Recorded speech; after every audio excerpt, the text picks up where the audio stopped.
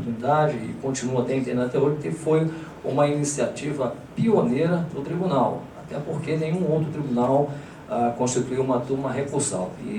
Mas eu hoje, e na época, pensando na época e hoje, eu faço uma leitura do artigo 115, parágrafo 2º da Constituição, que trata exatamente da possibilidade da criação, da descentralização do tribunal através de turmas recursais, tendo por objetivo uma acessibilidade do jurisdicionado. E aqui foi dito pelo doutor Sérgio agora há pouco, em que é o meu pensamento, de lá para cá muita coisa ocorreu, especialmente na área da tecnologia, com a criação de novas ferramentas tecnológicas, e todos nós conhecemos, não vou cansá-los aqui a enumerar, mas nós tivemos então, primeiro, a questão da sustentação oral. Hoje nós temos a sessão transmitida, que está suspensa temporariamente, mas já foi dito, eu concordo, que volta a qualquer momento, além de outras ferramentas importantes para aqueles que trabalham com o processo, sejam os magistrados, sejam os servidores. Então, presidente, eu só quero fazer uma observação de cunho pessoal. Eu acho que o judiciário não deveria se prender exclusivamente a uma questão econômica. Mas, infelizmente, a realidade nos leva a ter que levar em consideração essa questão econômica em função da realidade que é do conhecimento de todos, né? Trazendo um agravamento sério, como já foi dito aqui por outros colegas, até do próprio TRT da 2ª região, o nosso mesmo, né? Inclusive demonstrando ou até acenando com a possibilidade até de interrupção de suas atividades, o que felizmente não ocorreu. Agora, eu vejo também então que, embora não devia ser econômico, porque nós temos um projeto de lei tramitando, salvo engano, 275, 257, que felizmente foi vetado à parte aqui na Justiça Comum, que se previa inclusive fechamento de comarcas por falta de dinheiro, né? O que eu acho um verdadeiro absurdo, porque eu até acho que, na minha opinião e na minha visão pessoal, hoje o judiciário está amordaçado, não sou eu que digo, é a própria imprensa que fala isso, né? Nós estamos sendo acusados de várias coisas que não são verdadeiras. Agora, com relação à turma recursal de Juiz de Fora, e eu aqui repetir o que disse logo no início, eu vejo que, então, o elemento a prevalecer hoje na minha votação é exatamente a questão da conveniência, oportunidade, ligado ao momento econômico que atravessamos. E já foi dito aqui, eu não quero repetir, não há nada contra os colegas, nada contra os servidores, e eu passei, quando eu falei do parágrafo 2º do artigo 115, fala acesso aos jurisdicionados. E aí eu me permito dizer o seguinte: qual o jurisdicionado que nós estamos referindo? Claro que é a parte. Claro que é a parte. Naquele momento, os advogados de Juiz de Fora e região tinham que vir aqui ao tribunal para fazer a sustentação oral do seu recurso, mas não tinham da sustentação oral. Eu estou aqui no tribunal há mais de 12 anos, nunca recebi um jurisdicionado aqui no tribunal, nenhum. Eu recebo advogado, sim, mas jurisdicionado nunca vi aqui.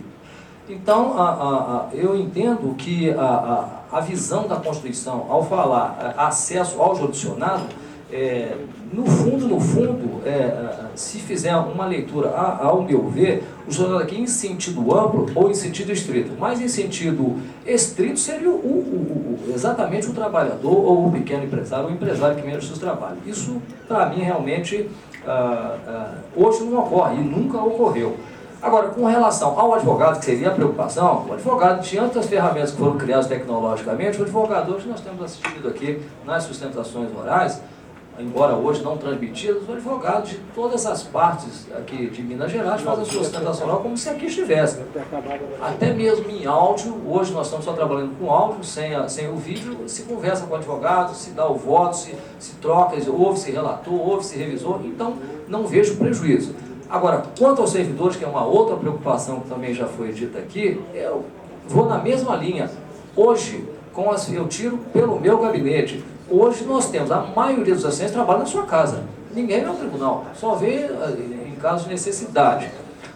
Fica só a questão realmente, que já foi levantada aqui, a questão da secretaria da turma. Mas isso é um problema a ser resolvido pela administração.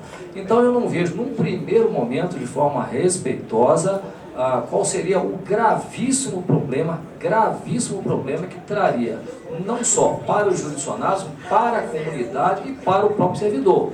porque eu tenho certeza absoluta que o tribunal, com uma inteira e clara justiça, evidentemente, de forma nenhuma, irá prejudicar o próprio servidor. Vai se buscar uma solução exatamente que se atenda a um prejuízo menor ao servidor, e aí eu volto a dizer, com as ferramentas tecnológicas, o prejuízo, se houver, será minorado. Então, presidente, pedindo desculpas aos colegas pela demora em estar falando tanto aqui, eu voto com a proposição da presidência. Perdão.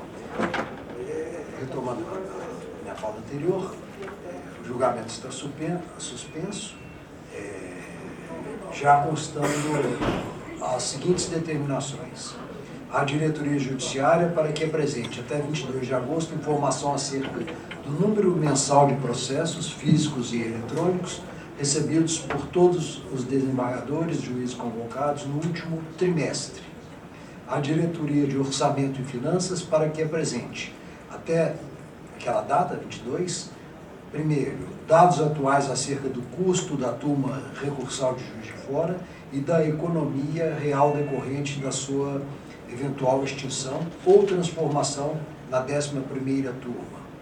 Segundo, dados que permitam a comparação do custo por processo na turma recursal e nas turmas sediadas na capital. Terceiro, custo por servidor decorrente da transferência dos que trabalham em Juiz de Fora para a capital. E quarto, informação sobre a redução do custo decorrente de eventual instalação da turma recursal em imóvel próprio ou cedido a título gratuito. A diretoria de gestão de pessoas para que informe, também até o dia 22, o quadro atual de servidores da turma recursal de Juiz de Fora e a razão do maior número de servidores em comparação com as turmas sediadas na capital. A diretoria geral para que informe até 22 de agosto onde irão funcionar os gabinetes e a secretaria da turma recursal na eventualidade de ser decidido pela sua extinção ou transformação. E também se existe espaço ocioso e se existe, porque o tribunal está pagando por isso, que foi a formulação do doutor Ianaco.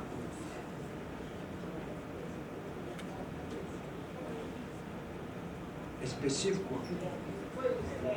A gente pode especificar. Pedro I, né? Com relação ao nome da Pedro I, calculada. E a Secretaria do Tribunal Pleno e do Auto Especial, também no mesmo prazo, para que traslade cópia integral do processo 495/2013 e para que providencie a transcrição das sustentações orais realizadas nesta sessão, que foi o pedido do Dr. Milton Tibal. E está concedida a vista comum a todos os desembargadores, naturalmente, por 10 dias, a partir de 23 de agosto, mediante acesso aos autos digitalizados no diretório AGAST. Próximo pleno será no dia 8 de setembro, né?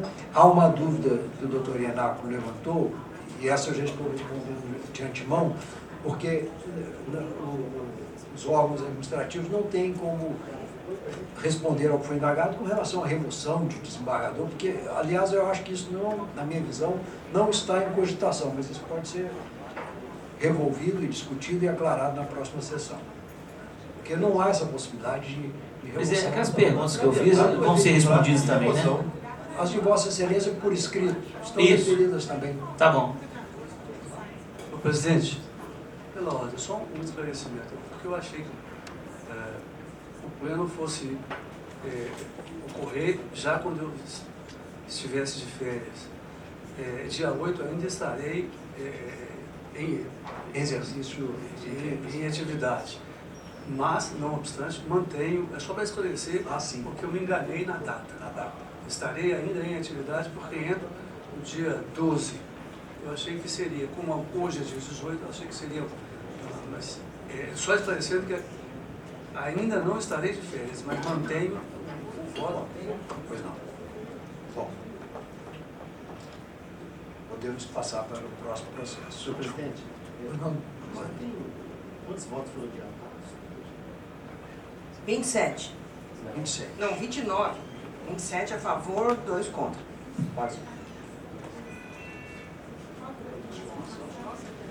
27 a 2.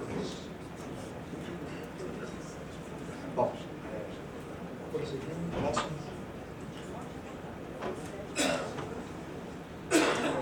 Item 1, matéria administrativa 316/2016, proposta de alteração regimental em face da regulamentação da prorrogação de licença paternidade para magistrados e servidores do TRT da Terceira Região. Alguma objeção? Está aprovado. Próximo.